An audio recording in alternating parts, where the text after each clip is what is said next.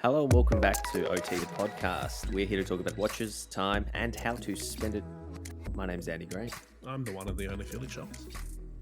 the one and the only Felix Schultz. Actually, no, that's a super common name. There's lots of Felix Schultzes out there. How many Felix K. Schultz are there? Again, probably many, many, many. Look up the old German phone book.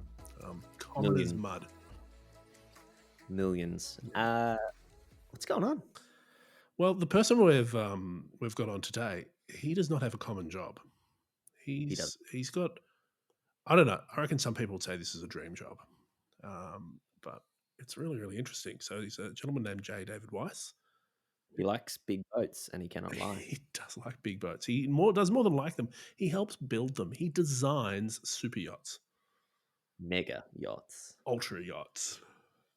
Those big ones you see that Russian oligarchs own. That's what he does. And fascinating chats. Like, I mean, well, some of the insights, like it's just the realities of it. It's not like, I want it to have all this stuff. Like the granular detail that we'll get into about, the helipads make it really tricky. So it's really, really interesting chat. We have one submarine that's different to two, but it's fascinating because they're so big. So there's the surface area that you're talking about designing is the equivalent of like small apartment blocks for these super yachts that cost hundreds of millions of dollars, and a small apartment block that has to move and withstand all this stuff. It's or putting a pool on the yacht that goes in the ocean. That's just fascinating. And he's also got cool watch stories. He's a massive watch guy and really sort of tapped into the watch community. But before we do that, sure, things have been happening.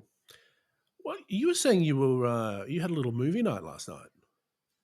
Yeah, I don't watch a lot of movies, but the weekends is when I kind of make time to unwind and put a flick on. And I decided to watch Animal Kingdom, the film from 2010. Yep. For a few reasons. It's been on the list for quite a long time. One of my good friends' brothers is the lead, James Freshfield, young James Freshfield in this film. Was that his breakout role? Would you say this was his breakout role? I think it was his first ever acting gig as well, if I remember correctly. He killed it. He nailed it. No spoilers. Yeah. But yeah, so it stars Ben Mendelsohn, Joel Edgerton, Guy Pearce, and of course Jackie Weaver. And she received an Oscars nom, a Golden Globe nom. The film won Sundance as well as a dramatic category. And it's a really important film, I think. Like it turned into a TV series later on. I think it got picked up as a Netflix, which I, to be honest, haven't watched, and because I didn't really know what to expect when I saw this when it came out, and it just blew me away. And I'm like, I don't want to watch it like diluted into a TV series. I'm sure it's great. Well, this was an indie film as well, so I think the budget was like 5 million Aussie, so very small kind of budget indie film, probably funded by a bunch of different government organisations. Tense. So, critical. I mean, if anyone hasn't seen it, it's a really sort of a tense, it's a thriller, crime thriller, I'd say. Yeah. But it's it's phenomenal, and I'd say I'd still put it in one of my top 5 Australian films of all time. My top 5 Australian, okay. Maybe top 3 Australian films. Yeah, I really, really rate it. Jackie Weaver's phenomenal. With Cracker Jack and I don't know, Baghead. No, one of my. Do you want to know my top 5? I can do this off the top of my head if you like. Yeah, do it. Proposition, Welcome to Whoop Whoop, Animal Kingdom, Getting Square, and that's only 4. That's your top 4. I can't come up with a 5th one. Kenny. I do like Kenny. Kenny's a great film, but Getting Square. Yeah. He's in it actually. Shane Jacobson is in Animal Kingdom. Yeah, does he play a cop or something like that? No, he plays a dad. He plays the dad. Oh, yeah, okay. Without spoiling anything. But yeah, I'm so annoyed that it's taken me this long. Like I remember when I met my mate Hugh 7 or 8 years ago, even longer. I think 8 years ago, and he mentioned, brother's an actor who's in this film. It was one that I like earmarked to check out, but I just never did. I just never did. And then last night I thought, you know what, let's put this on. I've got a bit of time and I'm up for some stress. But yeah, what a film. And also I think another thing worth pointing out about Animal Kingdom, I think it kickstarted Ben Mendelsohn's like sort of second career. Like he was big early on in Internationally, his yeah. life, but I think this sort of got him attention that saw him end up in, Star Wars and stuff like that. Bloodline and So, yeah. yeah. He was oh, Mm. horrible, man. Australians do crime really well. Oh, like It's crime because we're all films. We do them really. No, convicts. we do it really well. Um, No, we do. Speaking of other things done really well, I've been listening to Mhm. something while I've been doing the housework this weekend, Andy. Not Is it one. OT the podcast? No, I don't know. No, I've been listening to Never heard Taylor it. Swift. Oof. Her sneaky second release of the year, Evermore. Have you copped it yet? I'm about halfway through. What do you think? I love it. I love Taylor Swift. I'll I'm say it proudly. Yeah, for me, it's not as it hasn't grabbed me as hard as the previous one, Okay. Folklore, but it's good. I mean, it's I'm very much enjoying it, and apparently the Taylor stands out there are suggesting that it might be part two in a sneaky trilogy of albums. She's been hard at work. I think that's been her whole ethos during sort of COVID and lockdown is to really create a lot of kind of art and be really super productive through it and not let it kind of go to waste in a sense. So that's the feeling I get too. Yeah, cool. Do you know what else, Andy? I've got more things to share with you. Is it watch related? Yeah, I thought we'd Oh, good. maybe keep some watching there. The other day I had a little pop into JLC's new boutique now that it's open Hmm. again, and I for like 5 nanoseconds of my life had a look at actually it was a bit longer than 5 nanoseconds, for like 5 minutes. The Polaris Memovox Mariner. Do you know this watch? I do. But I don't know a lot about it, so you have to tell me. All I know is that Anthony Doe took some great pics Yeah, and nice. posted them to Insta. So yeah, let's link those up for Anthony. Yeah, totes. No, it's Polaris got a bit of a revamp in 2018, Hmm. and this is it's their sort of sporty line. Steel watch comes on a steel bracelet. Interesting thing about the steel bracelet: brushed center links, polished outer links, Oh wow, which I was thinking about. Kind of makes a bit of sense in a way, because I what do you think, mean? well, I don't know. Like, is it easier to uh, repolish a bracelet rather than the center links? Like the brush would be a harder finish to do than a polish. I don't know. Maybe I'm It's just just something different. overthinking that. But no, the bracelet's nice. But really, this is a watch where it's all about that dial. It comes in two. I only saw the Memovox. There's also a date version, but it's got a really really nice, rich. What do you say? Degradé blue dial that sort of goes to black at the edge, and there's also some like Mm. really nice orange highlights. So there's sort of that orange triangle, and the details on one of the crown collars has like a bit of an orange pop on it as well, which I think, I mean, orange it's an interesting color. Like it can be a risk of being overused because it's such a good accent color. But I think Mm. on this, with that really dark, really rich multi-texture dial, like there's a lot of different finishes on the Polaris dial anyway, but add in that sort of dark blue, black, and a few pops of orange, and it really, really looks nice. Amazing. The Memo has an alarm, so it's not the most accessible watch in the JLC lineup. So this version comes at 27.3 Aussie dollars, but really nice. Okay. Hmm. I rate it. Cool. Have you been rating anything? Yeah, actually, it's something I've been liking. That's completely unrelated and a little bit random, but those who know me know I have a bit of a fantasy of one day owning a ranch. I'll Wow. just hide out at. What sort of ranch? What would you And so ranch? obviously, hey, What would you ranch? no, Dressing? nothing, just myself. Oh, okay, like just a rural hideaway. Yeah, just a bunker. Mm. But I'll need a tractor. So I've been there's a new tractor that's been released called the Monarch electric tractor. Now it is the first tractor to be 100% emission free in the tailpipe. It has completely like programmable modes, so you don't actually need to drive it, but it has a driver's seat, and you can also drive it in a mode that's called shadow mode, meaning you What? can control it remotely from the ground, like a remote control car, Yeah, but a like a tractor. drone, like a tractor drone. Yeah, or like a remote control car. Okay. But it's meant to be obviously a heap better for the environment, also a heap safer because it has all these sort of new features in it, like 360 cameras Yeah, and tractors are dangerous. situational awareness. Hey, Tractors are dangerous. yeah. So it's got all these great safety features in it, and obviously it's it's not powered by a big scary motor. So battery powered. I don't know. I don't think the tractor specs matter that much, but it's pretty cool. Stealthy. It's pretty cool. I Stealth mean, you don't tractor. even need a you don't even, and it looks bloody cool. And you know what it has on the wheels? Rims. Orange accents, baby. Hey, nice. Yeah. How much does one of these bad girls cost you? 50K US Okay. pre-order. Are they okay, so pre-order. Can you get them? Oh Yeah. wow, I'm just googling it. Whoa, that's a tractor of Yeah. the future. Mate, Yeah. that is that's Tales from the Loop tractor. Yeah, it's got like the LED strip on the front, the blue. Yeah, Hey, it's a cool looking tractor. yeah, do you reckon you could Yeah. how fast does it go? Get it on the road? It's got a 70 horsepower electric powertrain. So I don't know, like it's not going to be super fast. It'll Okay. be like 20 k's an You hour or know, something. in 2 years' time, someone's going to be souping this up. They're gonna pop a Okay, so you're gonna pop a Tesla engine in there, getting on the road. that's a whole thing, right? Like race tractors.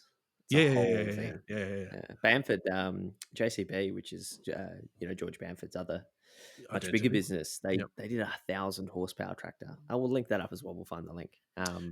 I also I knew someone that was involved in armored military tractors. So Are they just tanks? no, they were like tractors that they'd whip around at like 90 k's an hour. Like if you need to go demolish a building real quick. Yeah, Huh. who knew? Who knew the tractors would be such a rich topic for the podcast? Diversifying. Do you know what we need to do right now? Stop talking about tractors. Stop talking altogether. We need to take a break, and then we need to call Big Yachty. Nice. Today's episode of OT, the podcast, is brought to you by eBay. That eBay. Yeah. eBay is one of the largest watch marketplaces in the world, with a timepiece sold every 5 seconds. So they've already sold like 3 while you've been listening to this. Today we need to talk about eBay's new authenticity guarantee service, where independent experts authenticate your luxury watch purchase over $2,000 so you can shop with total confidence. Alrighty, Felix, how does it work? It's pretty simple. Browse and shop eBay's listings with the authenticity guarantee badge, and when you buy an eligible watch, the seller sends the watch directly to a third-party authenticator. That's where your watch is authenticated. Leading industry experts confirm the watch and collateral matches the listing title, description, and images. They also perform a multi-point physical authentication inspection, attach a security tag to the watch, and then it's shipped with a unique authentication card. And like magic, your item is delivered safely via 2-day shipping with a signature required. Yeah, that's cool. And what watches are eligible? If it's a wristwatch listed at over $2,000 or expected to sell for over $2,000, it's included. Some popular brands and models are automatically included. Smartwatches, parts, and accessories are not, and neither are customized watches. Felix, is there any additional cost? No. Through the authenticity guarantee, eBay picks up the tab on authentication as well as the 2-day secure shipping from the authentication facility to the buyer. Now, it is important to note that this is a US only service at the moment, but they're always looking to expand to global markets. So head to ebay.com/authentic watches to learn more about the authenticity guarantee. With authenticity guarantee, there are no fakes, no fraud, no doubt. Let's get back to that show. Alrighty, we're back. And it's time to get J. David Weiss on the phone. What a man, what a nice guy. Really cool watch stories ahead of us. And yeah, those nitty gritty questions that you often don't get to ask, super yacht designers. Just a really different area for us to explore, which I think is a fun one to kind of look at as we end the year. Yeah. Cool. All right. Well, let's get him on the line. Felix, today's guest is the founder of Design Nova Creative, a consultancy firm specializing in yacht design, product development, concept art, and identity and branding. Mm-hmm. Since I've known him, he's basically just posted a lot of crazy yachts to Instagram, multiple submarines, helicopters, that sort of thing. The usual. Calling in from North Carolina, we have J. David Weiss. Great to have you on. Greetings, gents. Good to be on. It's great to have you here. You're a fascinating guy, so we jumped at the opportunity to kind of to get you on the show. For those who haven't come across you and your work, really quickly, tell us who you are and what do you do? Yeah, I'm I'm the proverbial kid that never grew up, never really stopped playing with Legos. The Legos are just bigger. Um, I um, I the shorthand I always kind of go to is designing silly boats for silly people. I love cars growing up and was always sketching them and went to school and met a guy who told me I should do some work with him, and I asked him what he designed. Hmm. He said super yachts, and sort of the rest is history. I've been doing that for going on 15 years now, and bounced around the world. Been working on that sort of thing in three different continents, and with lots and lots of really really cool people. And um, it's a fascinating world, and it's really the sort of the pinnacle of individual expression as far as building something goes, Mm. so far in human history. It's we haven't gotten to personal spacecraft yet, but these things are about as close as you get to sci-fi. And I love that, and really enjoy sort of pushing into that. And that's my world. And as a result, get to meet lots of really interesting people, and go cool places, and push the envelope more or less, in different Yeah, ways. sure. I mean, it seems like a pretty nuts sort of job to have fallen into, and I'm sure there's more of a story there. But before we get too far into the talk, is there like an accepted definition of what a super yacht is, as opposed to a big boat? Yeah. Yeah, yeah, that's a great question. The answer sadly is no. I wish there was. And lots of different people have their own definitions of what a super yacht is, what a yacht is. There's sort of a shorthand definition of, I It's the think. one with the big S's on the side, right? Yeah, right, right, right, exactly. It's there's sort of 100 feet and above. Hmm. Um, Generally speaking, you get into super yacht territory by most people's definitions. Um, I've heard people say that a yacht is a boat that carries other boats, but I've definitely seen some boats that carry other boats that wouldn't qualify for that definition of yacht. So the answer is no, there's not a clear Yeah, sure. definition, but hopefully most of the stuff that I do, it's a pretty obvious answer that it's a yacht. Yeah, sure. And all right, I've got a lot of questions, but I think I want to Yeah, start. I want to start with the job interview part of it. yeah, Andy and I actually want a new boat.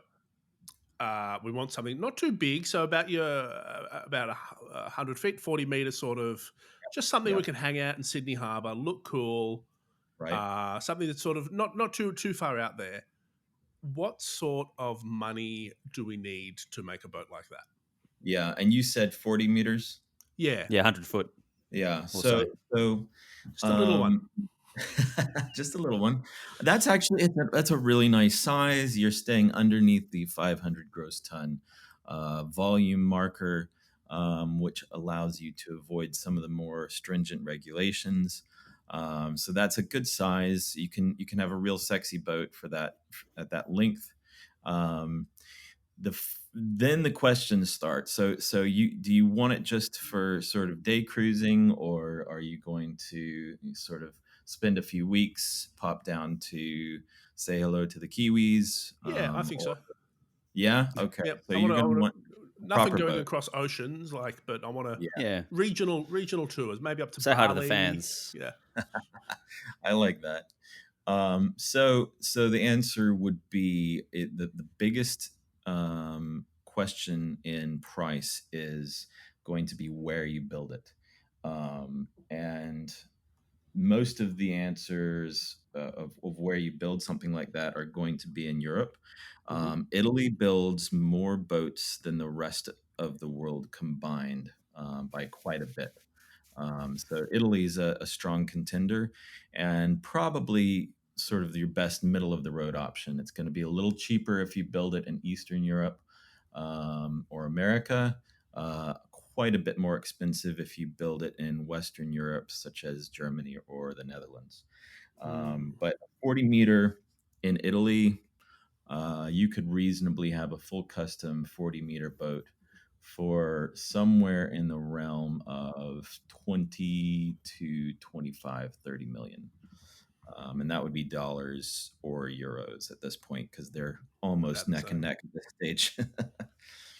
Cool. So, yeah, interesting. Okay, so we're a little bit off in terms of the bank account, Felix. Next year, we'll get there next year. We'll do the original design work. We'll put a deposit down. We'll pay in full by this time next year. It'll be fun. Oh yeah, there's subsidies and things for because this is a national treasure. This podcast now, isn't it? So yeah. Surely the people of Oz will chip in. Just about, I think it's $1.50 per person, and we'll be there, Felix. So that's on that. Just a small follow up. So how do you even cost up something like this? Because you're talking like tens of millions of dollars, but obviously there's those like crazy yachts that go all the way up to, like, you hear about hundreds of millions of dollars. Yep. Is it a cost per foot thing, or is it just kind of like first we design it and then we just like build it, and whatever the final bill comes to, that's how much it costs? Is this just like, I hate money so much, I'm just going to throw it at a big boat? No, it's, you can't reasonably have a kickoff conversation on a new custom yacht design project without a real sense of budget. However, that budget, if you really want something that's going to be, the flavor and the DNA and sort of the adventure that you have in mind, that budget should be somewhat flexible. But if you're working with a good designer, a good build team, a good shipyard, it shouldn't need to be terribly flexible, because somebody like myself or owner's representative who's been in the biz for a while, or any decent shipyard, will be able to give you a pretty good idea of what you're looking at. The length of boats is a significant factor, but even more significant than the length is volume. Volume, obviously, you're looking at square meters, cubic meters, and you have gross tonnage, which is a weird naval. It's an old school form of measuring volume, and it really just, gross tons in terms of yachts and boats is actually just square meters. Cubic meters. So, and it's amount of space that's enclosed on a build of a boat, and so it's computing amount of space that is required to and amount of materials and all the people that have to engineer those things. So it's a little bit of a moving target. If you go wider with your boat, or as I'm working on a catamaran of sorts right now, it's going to be 1,500 to 2,000 square meters. And so it's going to have, but it's not as long because it's a catamaran. So if you only base that on length, you're going to be, you would be well under the target with that. And so the girth is important as well. So right. So deck height. So you have clients. I'm talking to somebody right now who's well over 2 meters, and he's saying, we really have to have some significantly higher deck heights, and so that will actually grow your volume significantly. So you've got to consider all 3 dimensions, actually. Okay, so we're designing our hypothetical OT mega yacht. Could we call it the OT cruiser? I was going to say, cruiser. You've got to have some. The what you're going to christen the boat can kind of influence how the boat's designed. So you've got to have a good name. OT Cruiser, kind of like the OT PT Cruiser. Cruiser, but on the Yeah. water. Miami Sunset vibes. That's all we'll say for the design. You Okay. do everything All right. else. All right. Sounds So, good. so we've got about 30 million, 35 million max budget in the bank for Right. this. Right. When we sit down to actually come up with the concept, what do you need from us, and what kind of cool features and cool things can we get out of, that $35 million? Does it include submarines, helicopters, jet skis, missiles, slides? Wow. Yeah. This is a cruiser, Felix. Rocket, Yeah. rocket suits. Yeah. all of the above. I think you're joking, but I suspect you're not. No, I'm not actually. I don't know, Andy. You may remember we chatted about some of the projects I had on a couple years ago. I was speaking with I think his name's Richard Browning, who has the company Gravity in the UK. He's sort of the real life Iron Man. Yep.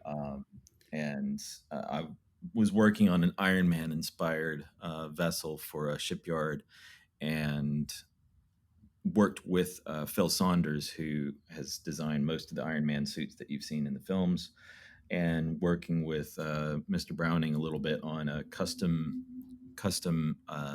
concept for a suit that would come with the boat. And that was a 48 meters. So it's a bit bigger, but I think that's something you could throw in probably in the mix with this a couple of custom rocket suits for you guys. Nice. You're gonna have to have some training from Richard, though. I think those are a little squirrely from what I've seen. Yeah, the helicopters are always an interesting conversation. At 40 meters, it's a little bit on the edge. Like you can have a helipad on a 40-meter boat, but it's going to be a squeeze. It's you, and that's the sort of thing where you realize, oh, we might want another 8 or 10 meters more to give us a real helipad. You've done this sales pitch before, haven't you? Well, you can do the 40 meters, but if you really want a comfortable landing for that helicopter, you got to need the sports package. Exactly. And it depends on whether you want a dedicated landing pad where you can be underway with the helicopter on board, or if you just want to touch and go for dropping off guests in emergency situations like that. And so that's another because you can have a touch and go pretty easily, but a dedicated helipad is another thing altogether. Also having jet fuel on board is another headache that has to be tackled a lot of times with bigger helicopters being on board. So that's a fun thing. But yeah, helicopters, they are a really nice thing to have. They're the best way to get to and from boats, in my opinion. Well, look, I agree too. Yeah, that's what I've always said. It's one of my life rules. Yeah, look, I don't know if you can. We're just looking for inspiration, of course, for our hypothetical boat. What are sort of the most unexpected or craziest sort of additions you've done on a design that you can maybe talk about? Yeah, there's lots of crazy stories. Obviously, one of them is a boat that was started when I was working in Europe. I was working with a firm that we had a boat that was, I'm trying to remember, originally I think it was 62, 63 meters, and really fun, sexy boat. But the owner kept coming back and saying he wanted a pool enclosed in the transom of the boat, in the back of the boat, fully enclosed, fully private. So you close it off from the outside completely. Mm-hmm. And that pool kept growing and growing and growing and growing. And I'm trying to remember how big it was eventually. I think it was 10 or 11 meters long. And I'll come back to me on that. I can't remember exactly. It was many years ago, but the boat ended up a good 10 meters longer. I think it was 73 meters at the end of the day. All thanks to the swimming pool. because they didn't want to swim in the sea for some reason. So Yeah, I was going to say that's a pretty interesting solution to Look, yeah, I mean, I get having the pool on the boat, but why have yeah. it covered over as well? Like, Well, it did have skylights above the pool, and it had a hatch on the backside of the transom, and there's another hatch on the starboard that opened up. So you got some open air, some nice fresh air with some good views and that sort of thing from while you're sitting in your pool inside your yacht. But it still was fairly well enclosed. yeah, interesting. Privacy was the main thing. Yeah. Okay. And look, I'm sorry about that request, but I like my privacy. With the so that's probably the craziest or a wild request, but is there a job that you can talk about that just is the most insane mega super yacht that you've done? Maybe it's a certain size, or was it just the bill came to, $2 billion or something? But Yeah. how far have you pushed yacht design? Well, working on some pretty crazy stuff right now. There's one project right now that we're talking about having a rotating custom motorcycle rotisserie that spins around a a bar at the top of the yacht, so you're surrounded by custom motorcycles that are sort of slowly spinning around you.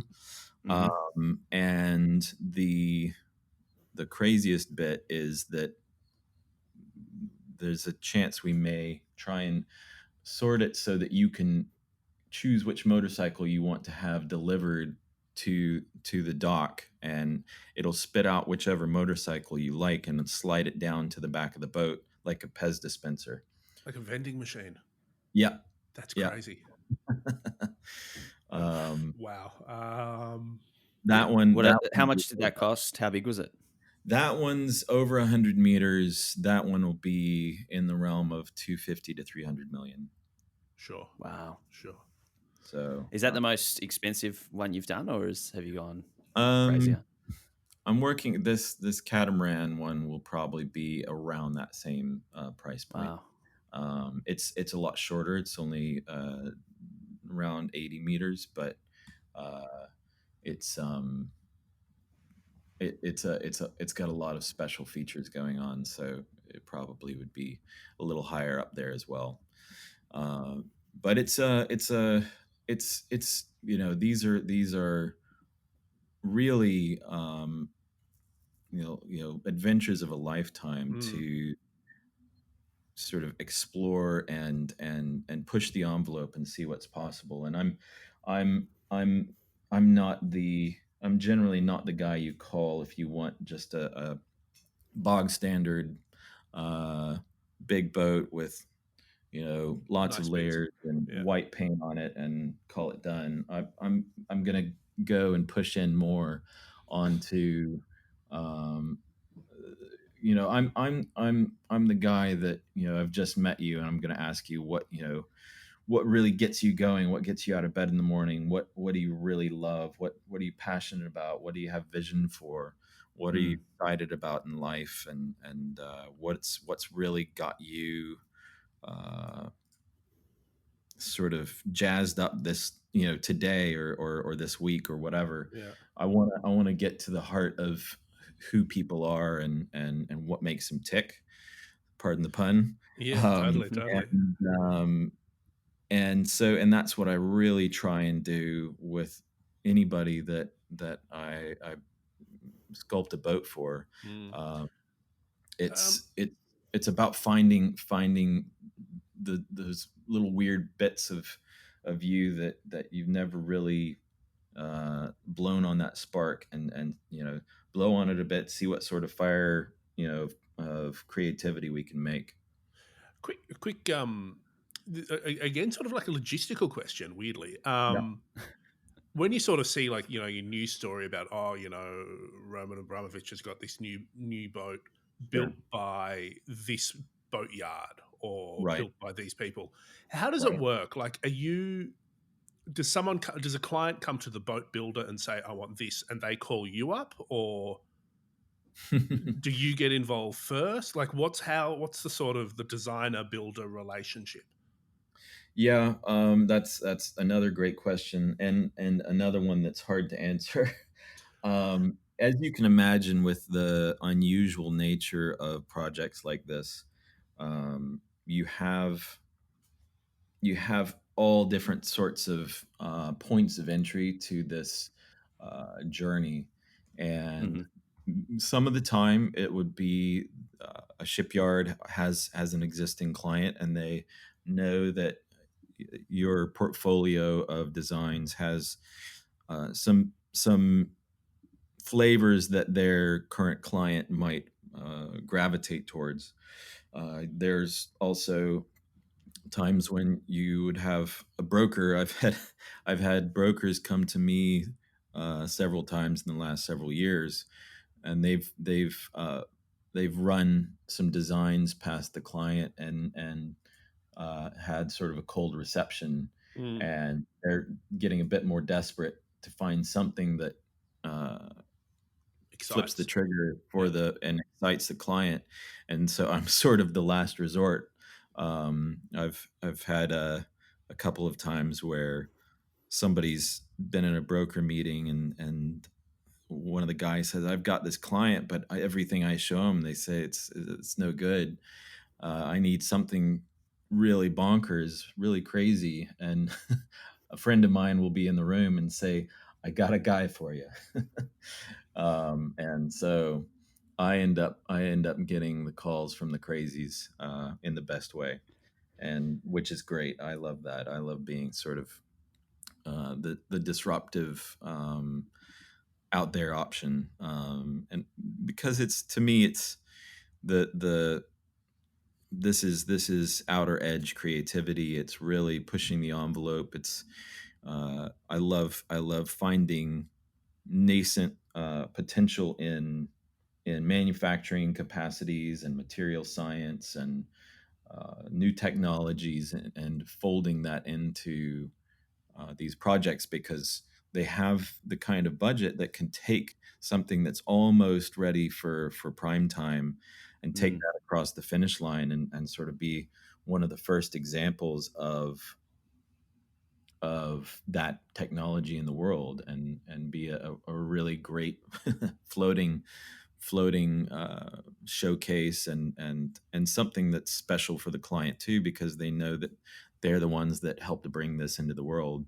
um, and yeah, Okay. so So, I love that side. And then ultimately, ideally you end up working directly with the person building the boat, because otherwise, if you have too many go-betweens, you sort of water down the process, and it can lose. If you get too many middlemen, it can lose a lot of the momentum it needs, because these are not need to have projects. mm, Obviously, they're nice to have. These are once in a lifetime dream projects that are really meant to cater to elevating life experiences and stuff. And so, in order to do that, you really have to have a finger on the pulse of who you're dealing with. So ideally, that's the way it happens. And the funny thing is, with this digital age, uh, as I say, it's kind of the Wild West, and all the fences are down. You can reach out and touch anyone, and the inverse is actually also true. Anybody can reach out and touch you. Um, so I've actually had quite a number of very serious new yacht clients approach me directly through social media, Mm. and that's been wild. And a lot of the veteran players in the industry could have you get some raised eyebrows from that sort of thing, because it's such an alien thing to a lot of the veteran players. I got But a question. I got a question on yeah, social media, and yeah. it's one that it's probably a two-parter, but you talk about showcasing and you talk about the access from social media. Yeah. obviously a lot of your work, you're not building these boats and then saying, "Hey, do you like it?" There's a lot of renders involved, and that's mostly what I've seen. But you Yeah, obviously you do share a finished product. It's going to take, right. I imagine, a really long time to build They do. such a big yacht. But I notice comments like, I think you put up a boat a couple of weeks ago, and someone was asking, there's a boat on the boat. I think it was the King Cobra. And Yeah. I noticed a comment where they said, "Oh, isn't there cranes? Like, how did the boat get up there?" And you replied and said that there's some cranes and it's just a bad angle or whatever. But the question is, how do these renders that you do stack up to the finished product when they're done? I think that's another good question. It's down to the in many instances uh, the budget of the project, Mm-hmm. because the renders. I've been doing this 15 years. They're the stuff that I'm designing with my team, who are based here, there, and everywhere, are, we've got 30, 40 plus years of experience behind a shape, behind a render, behind a concept that has been developed with very keen engineering minds as part of the process, as part of the decision making. And so, but obviously there's going to be is going to be a bit of difference once you get to the end of the day. And like you said, these are 2, 3, 4 year builds for these bigger boats. Wow. And sometimes the real disruptive boats, even the smaller ones, can take a while, because it does take a lot of problem solving. But it also comes down to, just like, I mean, you hear filmmakers talk about this. You hear musicians talk about the changes that happened in the recording studio, and that sort of thing. And so the people that actually you partner with to execute and build these things are a huge piece of the puzzle. And having a very good relationship and an open dialogue during the build process is utterly crucial for the finished product to be true to the original design intent. Mm. And I've seen over and over that again, the difference that can make. uh, Also, the culture of the country that it's being built in. It's there's I've found it easier to get unusual and complex design surfaces executed and built just as designed in Mm-hmm. Italy. Then it's been harder to get that fidelity of design quality, ironically, from the more expensive shipyards in Western Europe. Yeah, I uh, believe that. Partially because it's about what is perceived as most important. You have a different design ethos in Italy than you do in Germany, for instance, and that's not always true. But I have found it. You have to fight harder Yeah. for nuance in some countries than you do in others. It's just an interesting contrast. I was also wondering on the sort of the scope of the design, what you do. Are you sort of working with like uh, a partially sort of pre-worked chassis, or are you like from the ground up? It can be both. Sometimes you'll have an existing whole platform that Yeah. you are sort of tasked with working with, and that's those projects generally go a bit quicker because they've got a platform that's pre-engineered, and you some of the constraints that you have to deal with. I'm building boats in the U.S. right now in the 25 to 30 meter range Mm. for freshwater, and we're going to be launching one of those very shortly. And it's going into the world of luxury houseboats and the just luxury lake yachts, if you will, has been very interesting because it does have a very established platform, fairly simple naval architecture. These are not fast boats.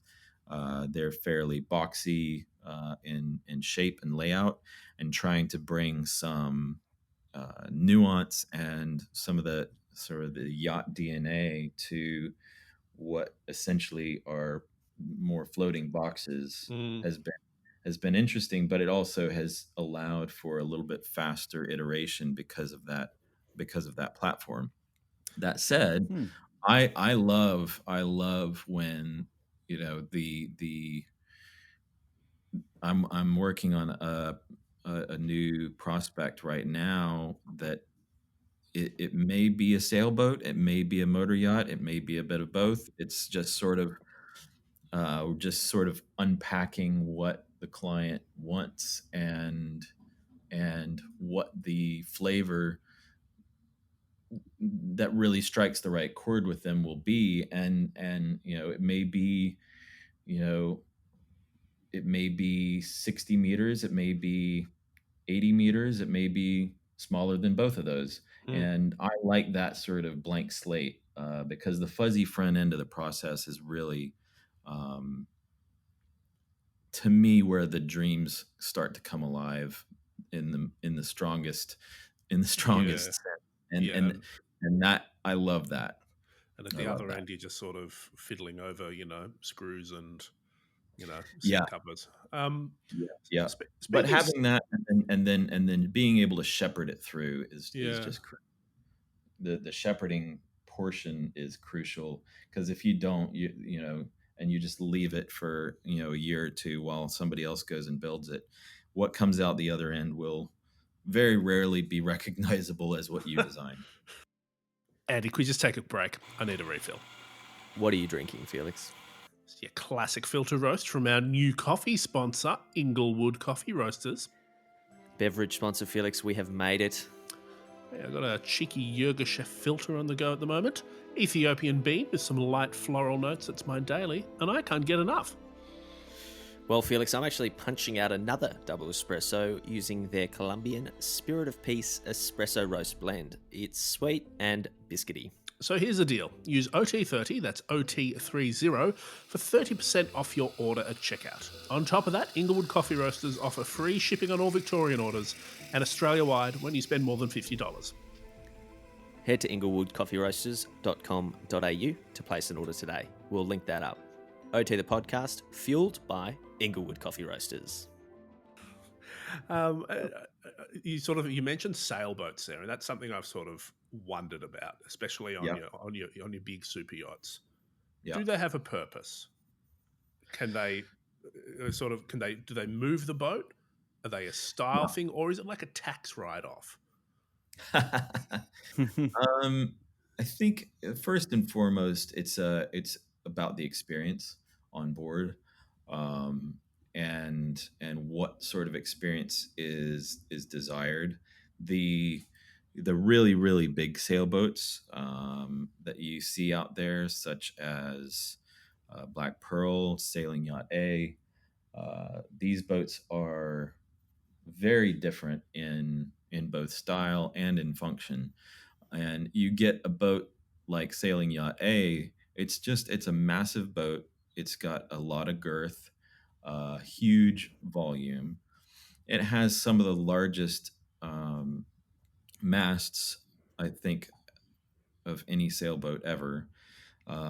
Beautiful shapes in the masts. The sails are a wonderful shape, but that boat is not meant to operate just with those sails. I think you probably will get a significant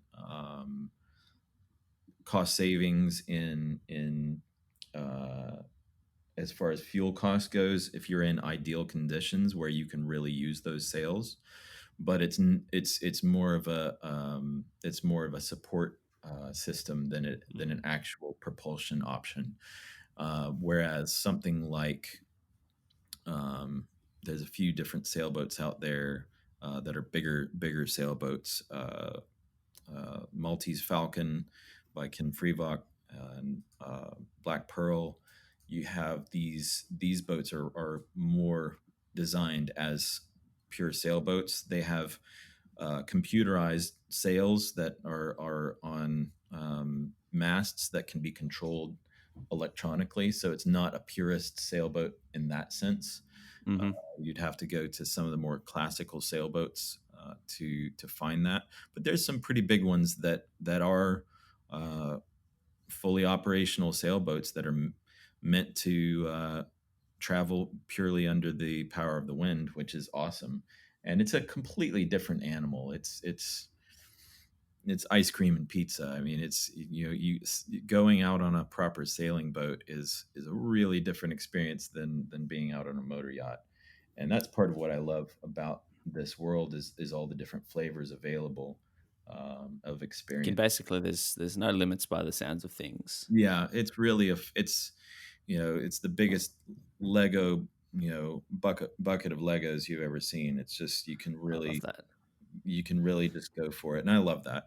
And as far as a tax write-off, like you I don't think you get too much in the way of perks for having emission subsidies or something. Yeah. but cool. It's something that a lot of people are seriously exploring, and I've enjoyed some of the projects that I've been involved with in that regard.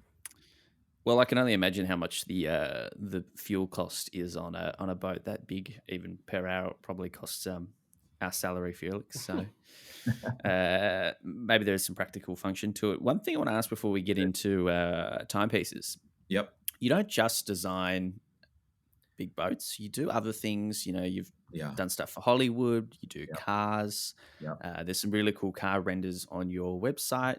These other things that you've kind of designed up, have they come into fruition? Have you made any of these, really badass looking cars? I've gotten involved on several car custom builds and that sort of thing. I've done more consulting on pieces here and there. I was working with a friend out in LA on a really fun project. It was I think it was a 1939 Hudson Rambler. That one may be one of the ones you've seen on the website. Rambler American station wagon that was going to be cut down into a very serious DTM spec touring race car. That was it was one of the craziest. It was a really fun project. Really visionary guy, and he was a part owner of a shop out there, and then the donor car somehow got stolen. So the car that they were sort of stripping down to build out, somehow, I don't know the whole story, but the 1930s car that they had, somebody swiped it and ran with it, and that unfortunately, until he finds another 1930s Rambler station wagon, I think that one's sort of dead in the water. But it really I love that kind of crazy cross-pollination type thing. And by the same token, I've done some fun stuff with Neil Ferrier, who I think have had on the show. Very recently. And done some really fun stuff with him, but there's a cool watch storage thing that we've done that has been a few years in the making. It's still I don't know what I can say about it. It'll be very cool it's still in the making. If it ever gets let out of the bag, that brings some fun yachty stuff to the table. It's a watch case that has a swimming pool inside it. Yes, and it has rockets on it. We were Well, talking to Neil about the sheer jet number of fuel. NDAs he signs, so we Yeah, probably you can can't. tell by Jay David's voice that he's just like, I don't What have know I what I said? can say, Yeah, so I'm not gonna say anything. All that's right, let's talk watches. Let's struggle talk with this watches. whole world is that so much of it is, people's hopes and dreams and Fear of the people repercussions get, of those yeah, NDAs. people get real, people care a lot about these things. These are, in Mm, some ways, this is people getting real vulnerable, saying, I really want to do this crazy thing. And everybody's laughed at me every time I said it. And you're not laughing at me. So please, can we do it? And Yeah. so you have to treat that sort of thing with care and with respect. And yeah, so but yeah, I like the other challenges. I've done some movie stuff. A movie that I did some vehicles in. This was supposed to come out this month, but it's been pushed back thanks to our friend coronavirus. tell us, what's the film? It's again, it's I don't know Ooh. what I'm allowed to say, but it's Oh, okay. a Tom Hanks film that you look it up. Look at for dystopian Tom Hanks movies coming out next year. Ooh. And Whoa. look at the vehicles in that. It's a big departure from my classic, sexy, shiny, glossy sort of designs. But Wow. That's worked cool. with my friend David Levy at Pitch Dev Studios on that, and it'll be fun. I'm really excited to see what happens with that. Um, That's a the different David Levy to David Levy, Eugene's son, I imagine. yeah, different one. This one's very fun and very French. He's one of the Gotcha. guys that I mentioned earlier has actually moved from the West Coast. He's now down the street from me, and I love it. he's living on the East Coast here in the States. But yeah, I enjoy all kinds of stuff. Where do watches fit into your life? Um, they've been something. I've been someone who, I mean, I wish you could see me right now. I'm completely surrounded. I've got 1, 2, 3, 4, 5, 6, 7, 8, 9, and then a whole stack of 12. I've got masses of miniature models of all kinds of cars and planes and just all kinds of little mechanical things all around me. And I've always been just mad for detail and miniaturization and materials uh, and the story that goes with. Like, I can tell you stories about all these different little machines and why I love them and why they matter to me. And so um, watches just fall right into that mix, and the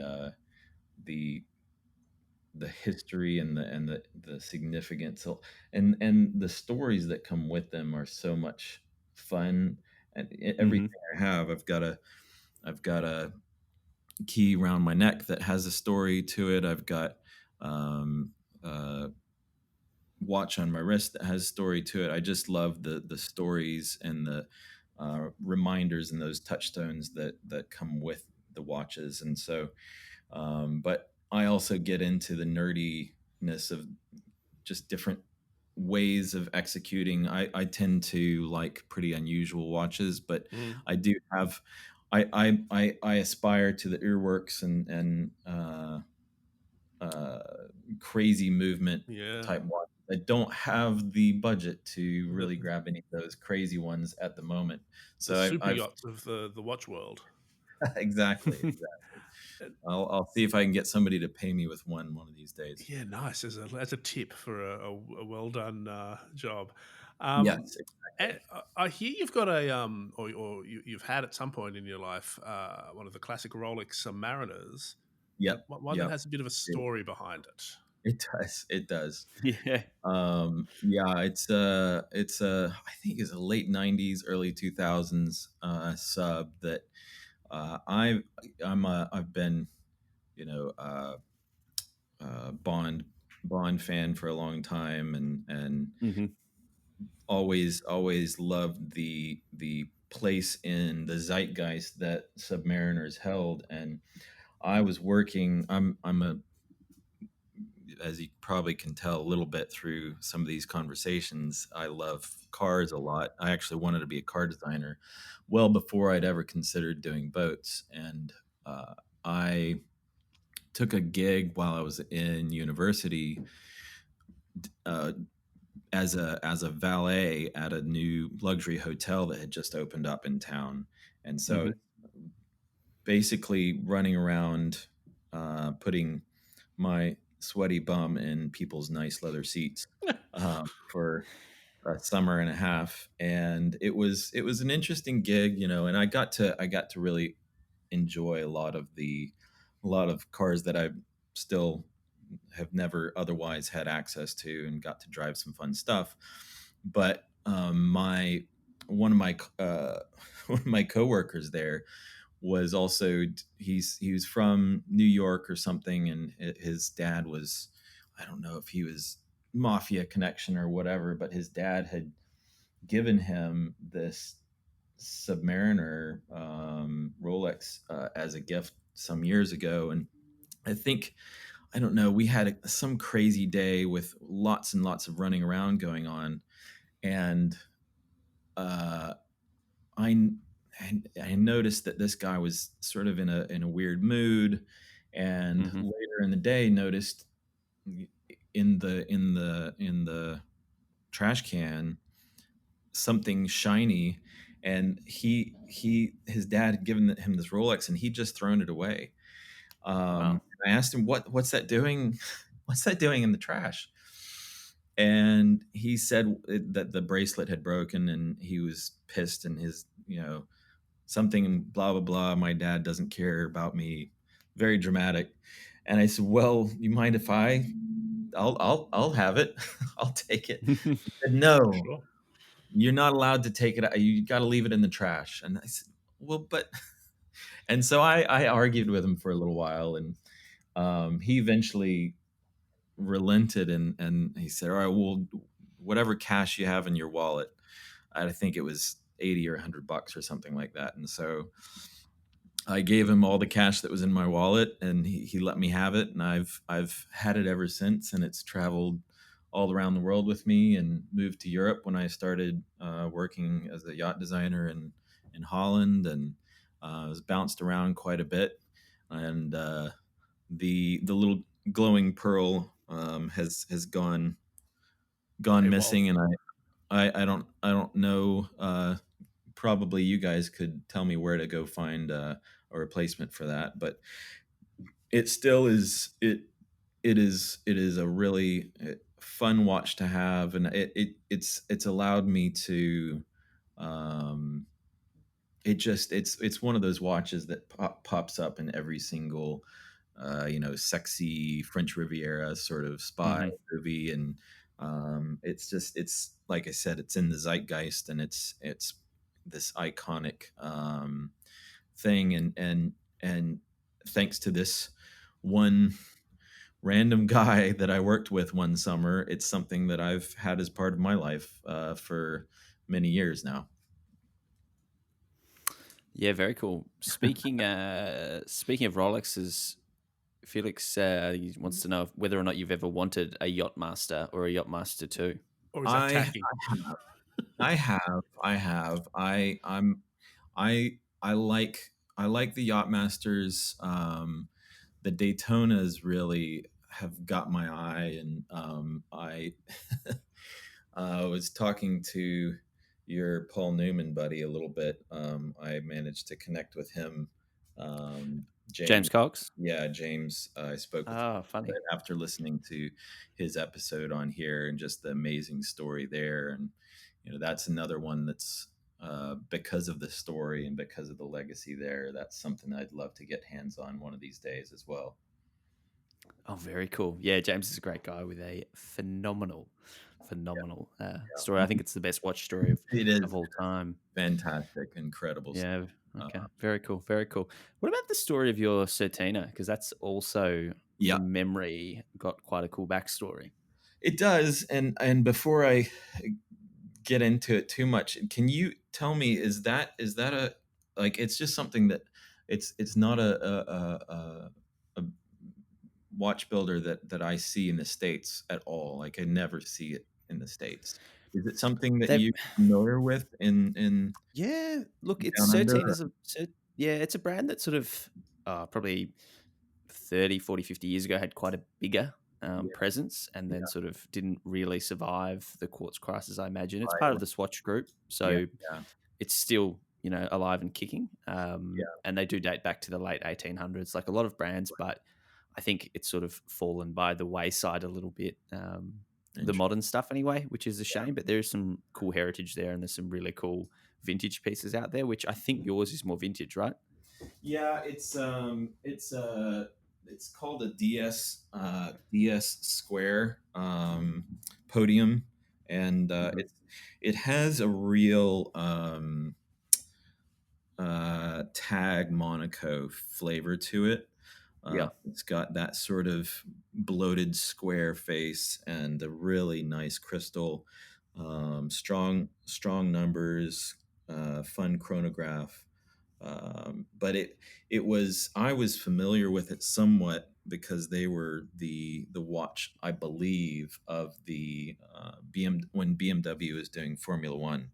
This was sort of Hmm. their poster boy watch, and so to back into the story, I got this gig designing yachts in Europe. Um, Through roundabout way, and it was sort of a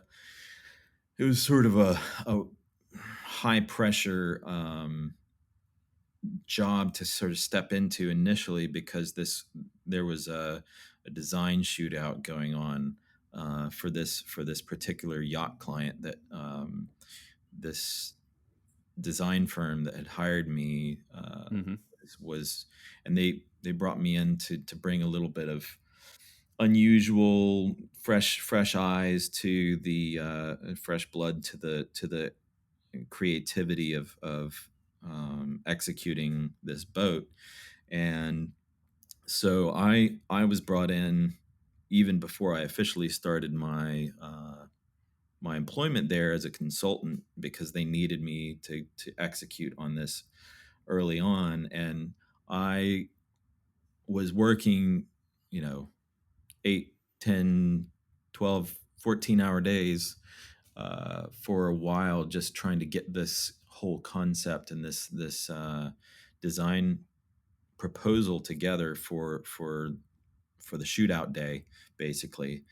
And occasionally in these long days, the owner of the design firm and I would walk into town just after working and just go grab a bite somewhere, and before heading back to the design studio and bashing out some more sketches and 3D Hmm. renderings and stuff like that. And it's a sleepy little Dutch town, and so most of the shops were all closed, and we walked past a jeweler's window, and they had a bunch of cool watches in the window, and my eye fell on this Certina, and I thought, we were two designers just talking about design, and which one would you have? Well, I'd have this one, and I said I really like that one, and that one's really, it had the massive banner behind it with a nice detail of the design, and with the BMW car, behind it, etc. And I said, well, I better not look at that one too long. I'll end up buying it. And he said, well, you know what? If we win this shootout, I'll buy it for you. Oh, And amazing. I said, all right, deal. And so fast forward to months and months later, he we'd won the project. We were Hmm. up against some pretty serious competition in winning that, and we went straight into, okay, now we've got to get into designing this project and getting everything rolling. fired up for this, and the watch was long forgotten, and it was probably, I don't know, is 6 months or a year later probably. My boss came into the room and said, "I think I owe you a watch, don't I?" I said, "Yeah, I think you do." Yeah.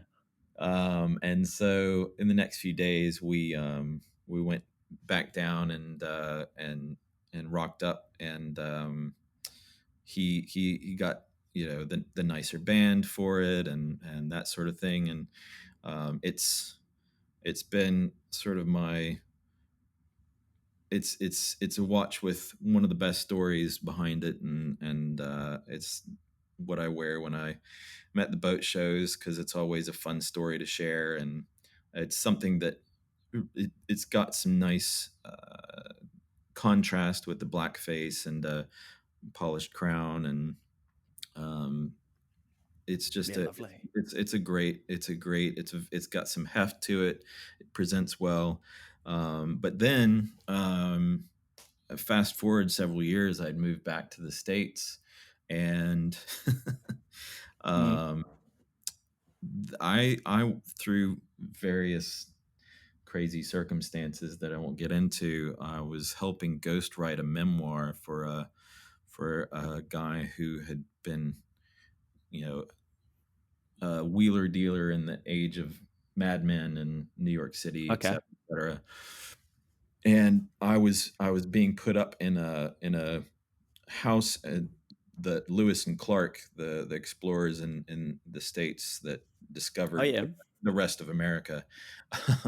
I was Yeah. in the family estate of Meriwether Lewis, on the estate there, and I think probably, I don't know if it was just a cleaning lady or something like that, or I don't know. It went missing off of my dresser. The Certina did, No. and I looked and looked and looked and looked and looked, and it never showed its face again. And I was really bummed, obviously, because it was such a, hard won piece of memorabilia. And Sure. uh, some years later, I sort of eulogized it a bit on Instagram, and shot a piece, just a picture of it, and the a day or so later, somebody reached out to me. His name is Sam, and Mhm. he lived on the west coast of the States. And he said somebody gave me that identical watch some years ago, and I barely wear it. And after reading your story, I'd love you to have it. Oh, amazing. And so he literally ships me. I still have the box he shipped it in. He shipped it across the country, and I took it out, and it was just like meeting an old friend. And it, like I think I mentioned to you, Andy, before, I sometimes forget that it's not the original one that my boss in Europe got for me. But it's I'm glad to have it back, Oh, even though it's fantastic. not the original. It's got That's all the still pretty good. Oh yeah, oh yeah. It's a solid go-to bet, and it still brings me a smile every time. Yeah, fantastic. Well, you're very much a watch guy, as we can tell. And Yeah. last question on watches before we wrap things up. But what have you got your eye on? What do you think is going to be realistically next for you? Well, I was just looking at my box of watches here. I've got a new edition that's fairly new. Oh yeah. I've got the I don't know what the cool people call it, but the Seiko diver, the SKX Oh yeah, um, yeah, yeah. 007. Um, Nice. and I got that the week before I got married last year. So Congratulations. I've been wearing that one recently because I'm coming up on my first anniversary, and so it's not a crazy watch, but it's sort of I feel like I can wear it a bit more than the Submariner, just because it's not quite as uh, costly to replace. But the that one's I'm really enjoying that one quite a lot. Very nice. Very nice. Well, what's next though? What piece have you got your eye on? And next, I well, I mentioned earlier the Daytonas. I've kind of been poking around Daytonas, and I'd like to potentially. I know it's probably not the. I don't know. I don't know what the watch world is the temperature is right now on it, but I do like some of those blacked out modified ones. I'd like to get because my go to everyday watch that I really love is my Luminox. I've got a Luminox with the carbon case and the yellow details on the dial, and I love that contrast of the dark background with the hit of color. I'd love to sort of play with, maybe do something with Neil or something like that, and sort of do a full custom build on just find a Daytona somewhere and do a full custom build on it. I've got a few ideas. I'd like to sort of maybe explore doing some exoskeleton elements somehow. I'd like to have some pretty bonkers stuff with it, but I've got to we've got to nail what's possible with that down with Neil before we get too specific with it, because I'm not sure what's possible yet, but I've got a few ideas I'd like to play with there, and love that. probably some unusual. I'd like to get into doing like a custom clasp that takes some of Neil's mechanical expertise and some of my aesthetic proclivities into account. I love that. I can't wait to see what you and Neil come up with. I'm a designer, geniuses. man. I'm not going to get something off the shelf. As the dream is always to bring your own flavor. I like it. I like it a lot. All right. Last thing we do with all of our guests, we wrap things out. And we ask for some recommendations, potentially something you've been reading, watching, listening to, eating, whatever comes to mind. What can you recommend for our listeners? Well, I've just been completely in love with all of Ewan McGregor and Charlie Borman's Long Way series for years and years. Long Way Round, Long Way Down, and they've got the new one. There's a new episode coming out tomorrow. I'm just loving the new Long Way Up series that they've done. They're doing them on electric Harley Davidson motorcycles and electric Rivian trucks, and it's just bonkers. They ship everything. They ship all their gear down to the bottom tip of South America, and they're riding them all the way through South America, all the way up to Los Angeles, and it's just like Lord of the Rings come to life, to see the kind of challenges and difficulty and beauty and adventure, and I love it. So very cool. That would be strong recommendation. My strong recommendation at the moment. All right, mate. Well, we'll put a pin in it. Thank you so much for taking the time. We'll send everyone to your website, to your Instagram, which is, I'm going to get this right, JDW Design. That's and your website is Design Nova. Creative.com, right? Yep. DesignNova@creative.com. And if you're in the market for a very, very big, very custom yacht, I'm your guy. You know who to talk to. He's the guy. All right.